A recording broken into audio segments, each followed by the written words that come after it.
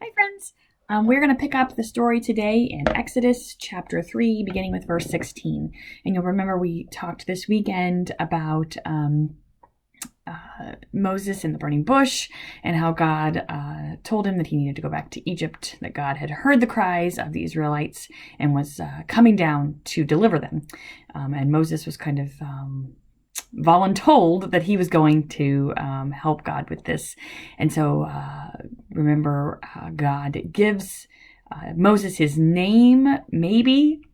Is it really the name Yahweh? Is that God's name? Or is this God's way of saying, I'm going to be who I'm going to be. I'm going to do what I'm going to do. And it's not for humans to understand. Yahweh meaning I am who I am, or I will be who I will be. All right, so we're going to pick up with verse 16. Go and assemble the elders of Israel and say to them, the Lord, the God of your ancestors, the God of Abraham, of Isaac, and of Jacob, has appeared to me, saying, I have given heed to you and to what has been done to you in Egypt. I declare that I will bring you up out of the misery of Egypt, to the land of the Canaanites, the Hittites, the Amorites, the Perizzites, the Hivites, and the Jebusites, a land flowing with milk and honey. They will listen to your voice, and you and the elders of Israel shall go to the king of Egypt and say to him, the Lord, the God of the Hebrews, has met with us. Let us now go a 3 days' journey into the wilderness, so that we may sacrifice to the Lord our God. I know, however, that the king of Egypt will not let you go unless compelled by a mighty hand. So I will stretch out my hand and strike Egypt with all my wonders that I will perform in it. After that, he will let you go. I will bring this people into such favor with the Egyptians that when you go, you will not go empty-handed. Each woman shall ask her neighbor and any woman living in the neighbor's house for jewelry of silver and of gold and clothing, and you shall put them on your sons and on your daughters. And so you shall plunder the Egyptians. Okay, so notice here that God tells Moses that the first part of the first step in this strategy that God is implementing is to talk to the elders. Okay, so God is helping Moses get some buy-in from the people. So he's supposed to go to the elders. He's supposed to say, the God of your ancestors. And again, we're seeing that same formula, right? The God of Abraham and of Isaac and of Jacob has come to me and has said that he is going to deliver us and going to bring us to a land of our own, the land that is currently inhabited by this group of people, Canaanites, Hittites, Amorites, etc. Okay, so if you remember what our confirmands on Sunday mornings have been reminding us of, remember that God made a threefold promise to Abraham, Abram at the time, back in Genesis 12. And we've been watching that promise be passed down through the generations and still has not been fully realized. Three-part promise that Abraham's family would be a great nation, that they would have land of their own, and that they would be a blessing to the nations.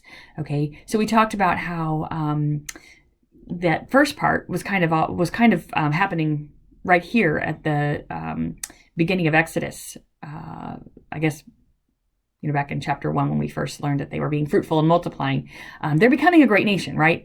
That's kind of the problem. They are becoming a great nation, but they are living in this close proximity to Egypt, and Egypt sees that as a threat, right? So that first part has been fulfilled, but they don't have their own land, and so instead of being a nation that can flourish, they are a nation of people that appear threatening to the Egyptians, and that's why they're enslaved. Anyway, so God is saying here through Moses, God's ready to work on part 2, right? God is going to bring you into this land, going to bring you out of where you are slaves and bring you into a land of your own. So Moses is to go to the elders and start there. And then the elders are supposed to go with Moses to talk to Pharaoh. And God's like, but look, I already know what's going to happen. Pharaoh's not going to let you go. He's not going to let you go until I compel him to. And so this just really kind of sets up what we're going to see throughout the next several chapters, this power struggle between God and Pharaoh. And God knows that Pharaoh is not going to let go. And God is going to send these plagues to try to compel Pharaoh, even though God knows that it's going to take something more dramatic than some frogs and some gnats to get Pharaoh to let the people go. Okay, I think it's interesting that this sort of ends with not only is God going to bring the Israelites out of Egypt, they're going to plunder the Egyptians along the way. So I just want you to imagine, like, what that must have been like for Moses to come to the elders and be like, hey, guys, yeah, I know about the slavery thing, and I know I've been gone for a long time, but I just want to let you know, things are about to turn around. God's going to get you out of slavery, and actually, you're going to plunder the Egyptians on the way out of town. It'd be a hard thing to believe, right? But that is the message that God sends Moses with. Okay, so let's pick up chapter 4, starting with verse 1. Then Moses answered. So remember, Moses and God are still talking to each other. This is just God telling Moses what he's going to do. Okay, then Moses answered, but suppose they do not believe me or listen to me, but say, the Lord did not appear to you. The Lord said to him, what is that in your hand? He said, a staff. And he said, throw it on the ground. So he threw the staff on the ground, and it became a snake. And Moses drew back from it. Then the Lord said to Moses, reach out your hand and seize it by the tail. So he reached out his hand and grasped it, and it became a staff in his hand, so that they may believe that the Lord, the God of their ancestors, the God of Abraham, the God of Isaac, and the God of Jacob, has appeared to you. So God is saying, look, here's a sign that you can use to show them that what you say is true. The staff is going to become a snake and then become a staff again. Verse 6. Again, the Lord said to him, put your hand inside your cloak. He put his hand into his cloak, and when he took it out, his hand was leprous, as white as snow. Then God said, put your hand back into your cloak. So he put his hand back into his cloak, and when he took it out, it was restored like the rest of his body. If they will not believe you or heed the first sign, may they believe the second sign. If they will not believe even these 2 signs or heed you, you shall take some water from the Nile and pour it on the dry ground, and the water that you shall take from the Nile will become blood on the dry ground. Okay, I want to read to you a note from my commentary here in my Bible. God provides 3 signs to authenticate Moses to the Israelites. Okay, so this is just God providing these miracles as a way of persuading God's own people, right? This isn't even getting to talking to Pharaoh. This is just trying to persuade the Israelites to listen to Moses. 1, God infuses Moses' staff with supernatural power so that it can be transformed into a snake and back into a staff. God's power over the staff snake may symbolize royal power, since the staff indicates royalty and the snake is a protector of Pharaoh. Number 2, Moses' hand becomes leprous and is healed, perhaps indicating the Lord's power over death. Number 3, Moses is given power to turn the water of the Nile into blood, a direct link to the impending plagues. Okay, let's pick up at verse 10. But Moses said to the Lord, "Oh, my Lord, I have never been eloquent, neither in the past nor even now that you have spoken to your servant, but I am slow of speech and slow of tongue." Then the Lord said to him, "Who gives speech to mortals? Who makes them mute or deaf, seeing or blind? Is it not I, the Lord? Now go, and I will be with your mouth and teach you what you are to speak." All right, so God is saying, look, I can handle a little speech issue, like, hello, I'm the God of the universe, right? So don't worry about what you're going to say. I will be with your mouth, right? Which is kind of parallels what he said to Moses at the beginning of this encounter, when Moses is like, oh, who am I to go? God says, I will be with you. So I will be with you. I will also be with your mouth. So God is, addressing this specific concern. Look, I can handle your lack of eloquence. I'm on it. But Moses isn't so sure. Verse 13. But he said, "Oh, my Lord, please send someone else." Then the anger of the Lord was kindled against Moses, and he said, "What of your brother Aaron the Levite?" So how about Aaron? How about I send Aaron? "I know that he can speak fluently. Even now he is coming out to meet you, and when he sees you, his heart will be glad. You shall speak to him and put the words in his mouth, and I will be with your mouth and with his mouth, and will teach you what you shall do. He indeed shall speak for you to the people. He shall serve as a mouth for you, and you shall serve as God for him. Take in your hand this staff with which you shall perform the signs." So God's like, okay, fine. Aaron can speak, but you are still going to be involved in this. You're going to tell Aaron what to say. So Aaron is just the mouthpiece. So God is patient with Moses. God takes seriously Moses' objections. God tries to work with him, which I think is really interesting that God responds in this way. And now Aaron is drawn into the whole thing. Okay, verse 18. Moses went back to his father-in-law Jethro and said to him, "Please let me go back to my kindred in Egypt and see whether they are still living." And Jethro said to Moses, "Go in peace." The Lord said to Moses in Midian, "Go back to Egypt, for all those who were seeking your life are dead." So Moses took his wife and his sons, put them on a donkey, and went back to the land of Egypt. And Moses carried the staff of God in his hand. And the Lord said to Moses, "When you go back to Egypt, see that you perform before Pharaoh all the wonders that I have put in your power.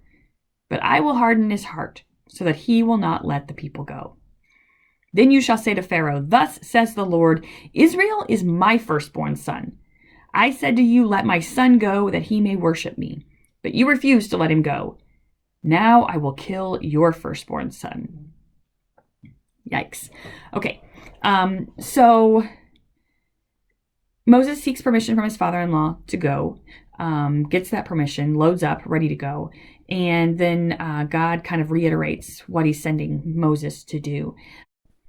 And there's this really troubling detail that we will see kind of recurring through the Exodus narrative is, yes, Pharaoh's heart is hardened, has been hardened all along. I mean, you'd have to have a hardened heart in order to enslave people, right?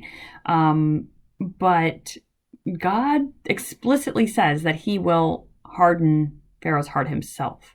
And it's a really troubling thing to think about. And we'll talk about it more as we go. But it raises real questions about, like, is Pharaoh acting on his own free will here? What would his free will look like without this influence from God hardening his heart? And also God's involvement in trying to, like, ratchet up the drama on this, right? This is a huge dramatic story. There are going to be 10 plagues. In order for God to show God's great power, there needs to be sort of this foil to God's what God is doing, and that is going to obviously be Pharaoh. So anyway, we'll spend some more time talking about that as we go throughout the next several chapters here. But notice the way that God frames this. Israel is my firstborn son. Like, Israel is my child, and you won't let him go. And so since you won't let him go, since you are taking my firstborn, I'm going to take your firstborns. And obviously that is the final plague that God, the angel of death comes, and we'll read about that too. But God is kind of saying that up front, like, look, we're talking about one another's firstborns, and I'm here to rescue mine. So the stakes are very high. Okay. Now things are going to get really weird, and I don't have a really good explanation for this. Let's read verse 24. On the way, at a place where they spent the night, the Lord met him and tried to kill him. But Zipporah, that's Moses' wife, took a flint and cut off her son's foreskin and touched Moses' feet with it and said, "Truly, you are a bridegroom of blood to me." So he let him alone. It was then, she said, a bridegroom of blood by circumcision. Okay, so I have not done a deep dive into trying to figure out exactly what this means, because I don't really have the time to do that right now with this Storytime project. But a couple things to note here. First of all, in this very weird interaction, Zipporah intercedes and saves Moses' life, right? God is ready to kill, which is weird since God's just called him to go back to Egypt. But this sort of brings to light this, like, radical holiness of God that's dangerous to humanity. It kind of lines up with the, like, you can't look at God or you'll die kind of deal. God is so holy, and something here is amiss, and we can maybe think that what the problem here is that this child has not been circumcised, right? The covenant that God made with Abraham was that the baby boys would be circumcised on the 8th day. And obviously this baby is beyond 8 days. So maybe there is something here about that failure to do mark the baby with the sign of the covenant that has aroused God's anger. At any rate, Zipporah, who is not even an Israelite, knows what needs to be done here and intervenes and takes care of that and saves Moses. So that's all I'm going to say about that for right now. Someday I'll dig into that a little deeper and see if I can learn more about that and pass that along. But let's keep going here. Verse 27, the Lord said to Aaron, also notice how like weird this is and how we just get right back to the story. It's like, okay, well, one night when they were getting ready for bed, God tried to kill Moses. Zipporah intervened and he was fine. So anyway, verse 27, the Lord said to Aaron, go into the wilderness to meet Moses. So he went, and he met him at the mountain of God and kissed him. Moses told Aaron all the words of the Lord with which he had sent him, and all the signs with which he had charged him. Then Moses and Aaron went and assembled all the elders of the Israelites. Aaron spoke all the words that the Lord had spoken to Moses, and performed the signs in the sight of the people. The people believed, and when they heard that the Lord had given heed to the Israelites, and that he had seen their misery, they bowed down and worshipped. All right, so things sound good so far, right? Things are going according to plan. Moses told Aaron all that God had said. Aaron told it to the elders, and the elders believed. So far, so good. We'll see what happens tomorrow.